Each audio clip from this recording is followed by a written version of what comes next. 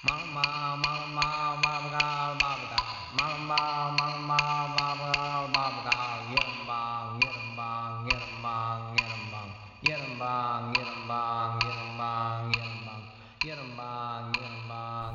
start off by going out to select a piece of bark, and that's probably one of the hardest things, especially these days, to do, is to find a good straight tree, and to find a good straight tree that doesn't have any imperfections in the bark, because the imperfections will result in deformities within the Kuueeyung, the canoe itself.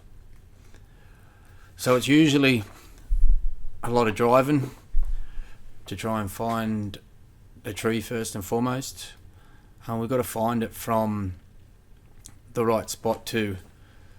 So we need a lot of moisture around. I say that winter time was our usual canoe season because we have a lot of consistent rain, which is what we're after. So those really short, fast bursts that we have during more towards the end of spring and the summer are no good, because that rain doesn't penetrate the ground enough for those trees to soak it up, which then means that we don't have enough moisture running up the wood of the tree so we can peel that bit of bark off itself. So it's really important, and I have a rule that unless we can put our hands in and peel the bark off with our hands, that we shouldn't be taking it.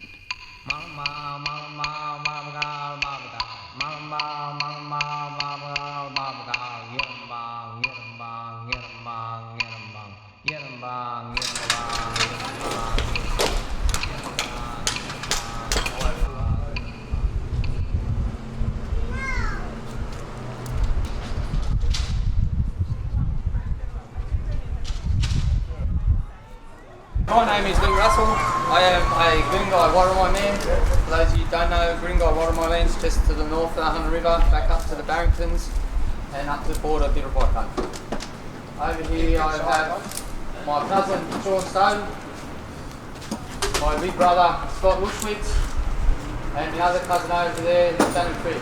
Spent 5 hours cutting one out yesterday afternoon, only to get it not to peel off. One of the bigger things that we find today is actually we've got to move the bark to places where we want the Kuueeyung built. So traditionally, as soon as it was taken off the tree, it was then worked on. Fortunately for us, we didn't have that much of a drive before we get down and start to do our preparation. So because we're working off a couple of old paragraphs of roughly how they were done, we've still got a little bit of trial and error. So for this canoe especially, we tried to do a few different cuts just to see how the bark would react, whether it was easier to fold those ends in.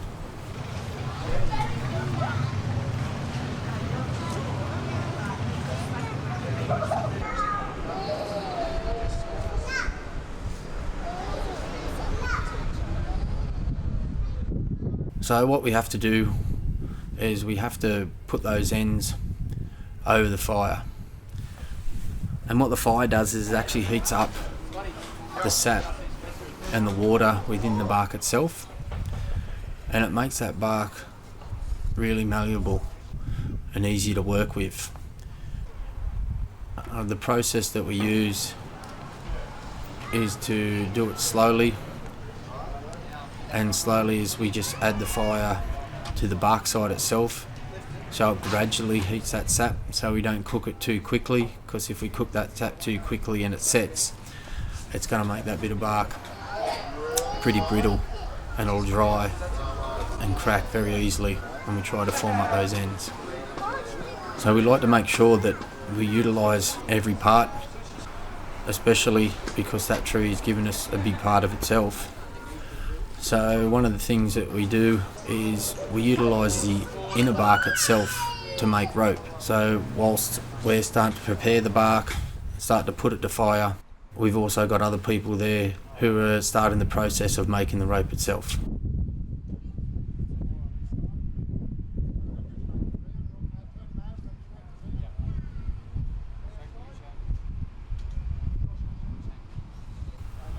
So we're continually monitoring the heat to make sure we get that bark to the right temperature so we can use it. Once we get it to the right temperature and that bark becomes malleable, it's then time to start to tie those ends up. So what we're looking to do is fold those ends in. We're after a rough sort of W shape if you look at it head on.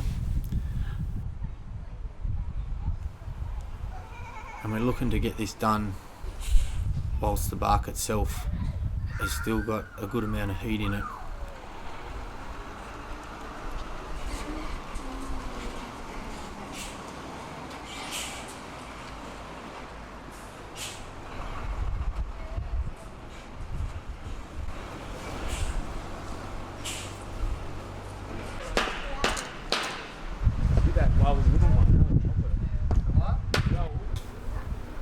What we do when we're making too is to put in our support beams,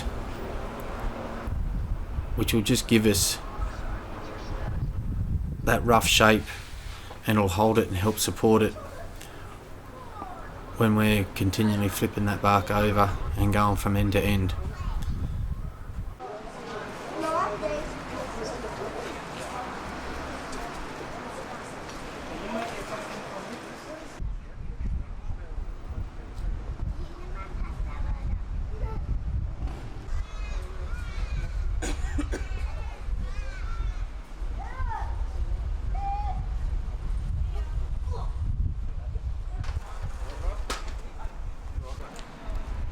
Because once we put the fire to that bark itself, it becomes really limp. So to help strengthen it and make it easier when we're building it, we use that rope, the twine, and also those supports itself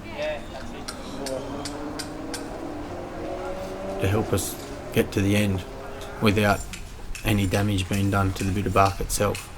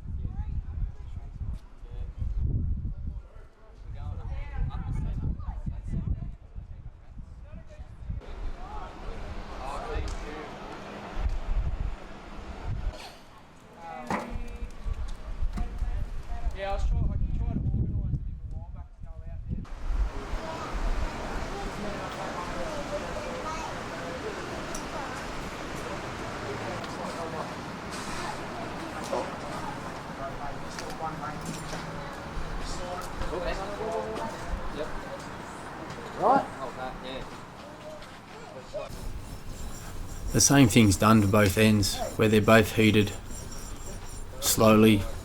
We take off small amounts of bark each time. We keep working on that outer bark to get it down to the inner bark itself. And once we gradually get it up to that inner bark and it's at its right temperature, is then when we go for the fold.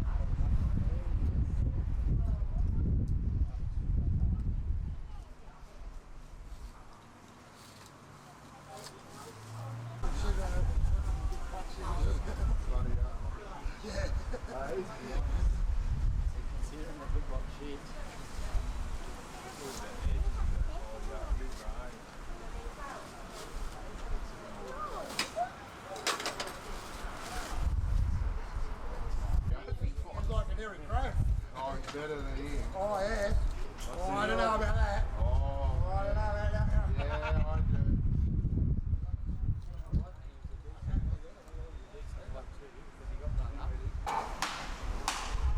All that.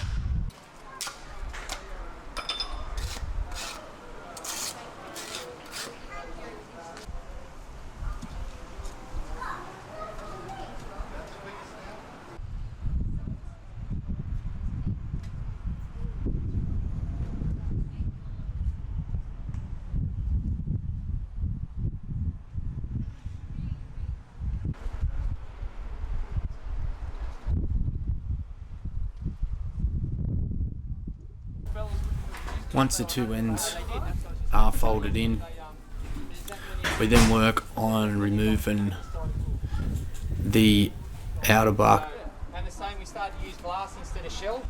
So this is really important for us to do, because then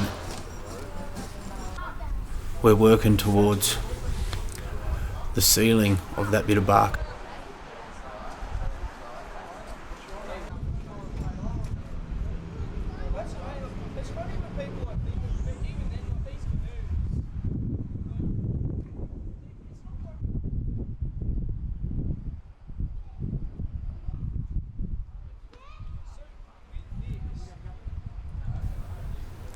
So once we get all the outer bark off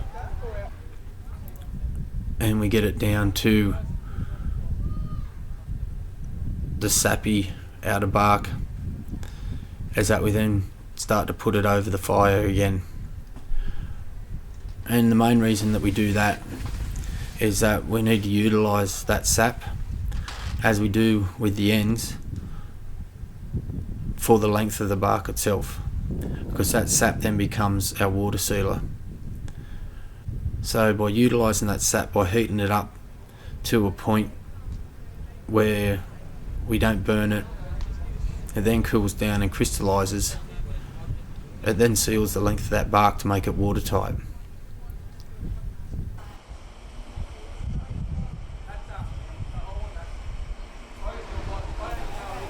Now traditionally making a canoe was a community event where we had our women and children help making our rope, utilising all parts of that tree, whilst the men were doing their roles by getting the bark to a presentable piece, and it's on its way to being Kuueeyung.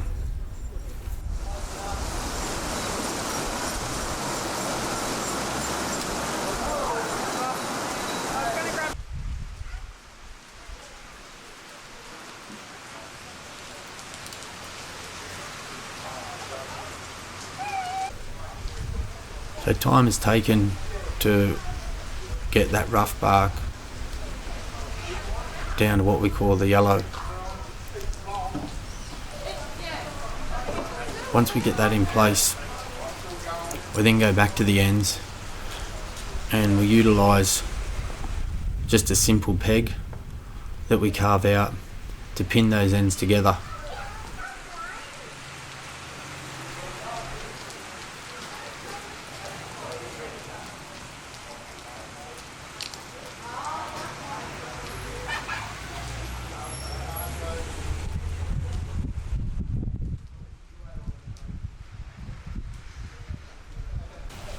By piercing the bark itself and then utilising the rope that's been made, we can then tie those ends up into its finished state.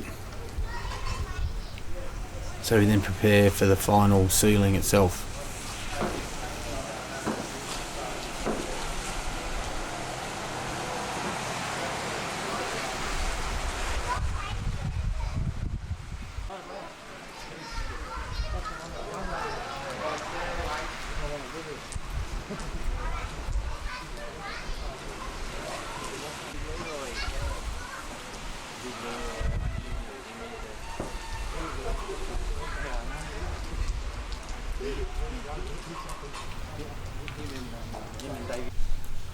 So once we get our ends in place, we then take our time to get that bark down as much as possible. And you see in some of the shots there that we're looking to get it down to that yellow bright bark that's sticking out underneath the rough stuff.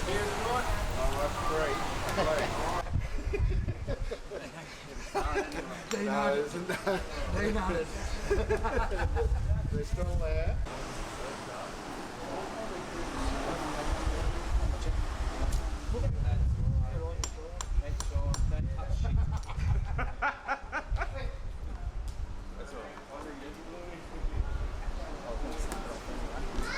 See, look at him, he was going to snap it anyway.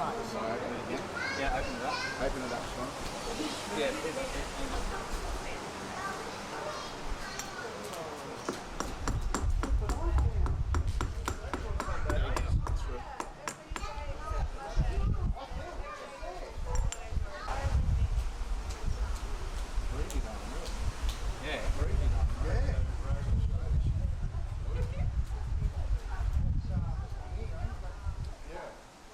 Oh, your rope's awesome.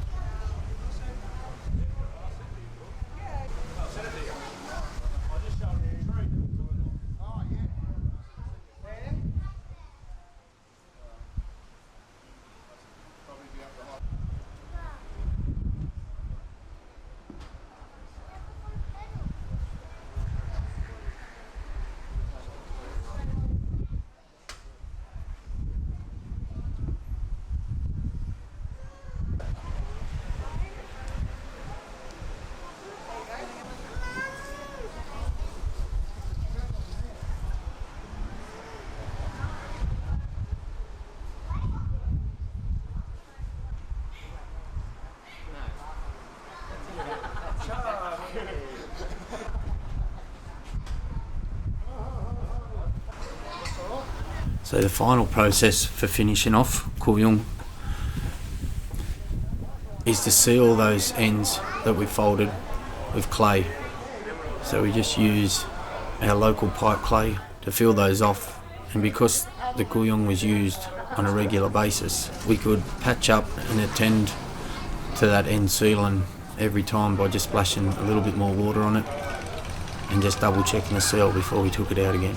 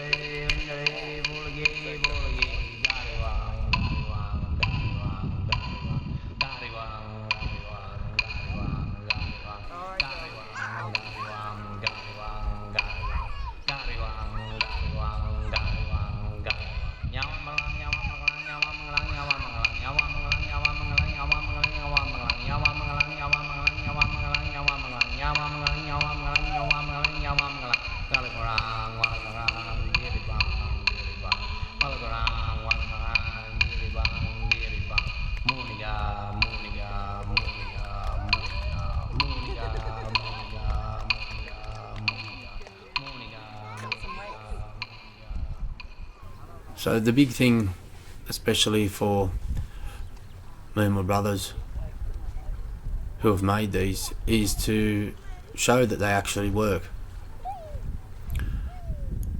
So a couple of weeks after we constructed that Kuueeyung, we went over to Muluubinba, which is modern day Carrington, in place of the mud crab, and we put that in the water and set off to show that it does work. The knowledge of our old people was pretty ingenious, and to show what you can do with all natural products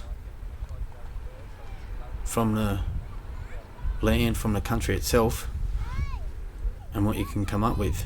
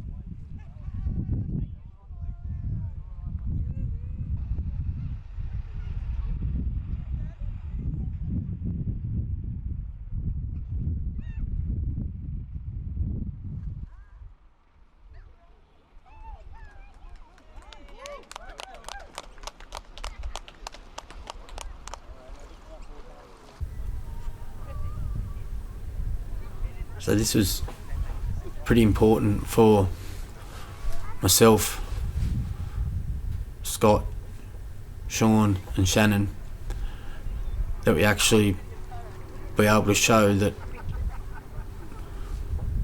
what we're doing does work, and just to reaffirm and to highlight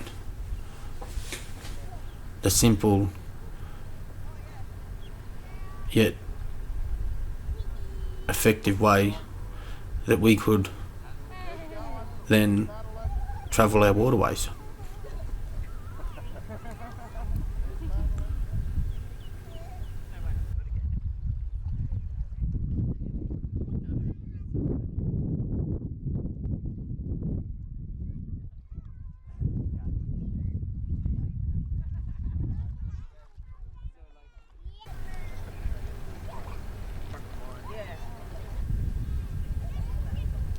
I'm pretty certain that it's been a fair few years since a traditional canoe has been paddled in the harbour